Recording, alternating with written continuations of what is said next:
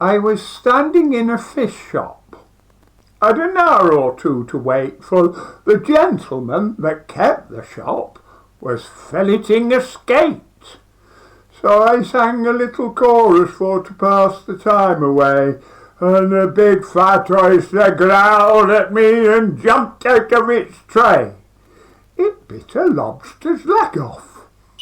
And the fishman went so wild, he said, "Stop your singing, didn't you learn as a child?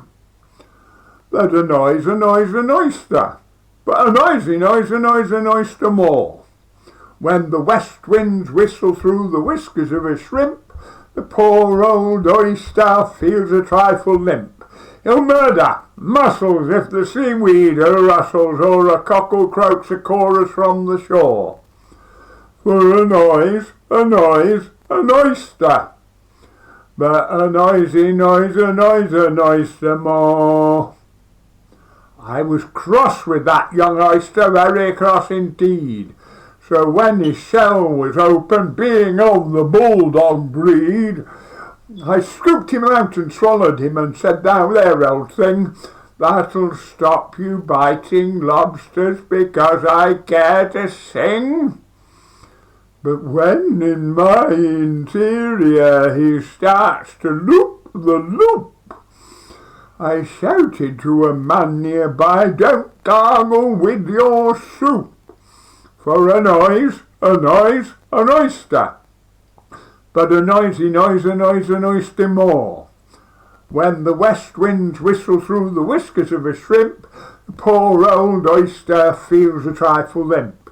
He'll murder mussels if the seaweed rustles, or a cockle croaks a chorus from the shore. For a noise, an oyster, but a noisy noise, an oyster more."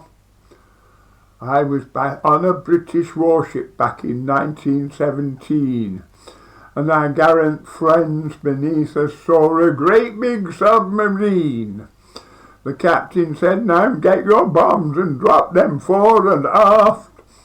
But from below the U-boat captain quickly telegraphed, "English lander, please don't drop your bombs ahead.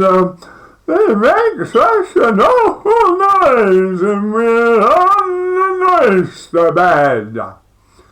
For a noise, an oyster, but a noisy noise, an oyster more. When the west winds whistle through the whiskers of a shrimp, the poor old oyster feels a trifle limp.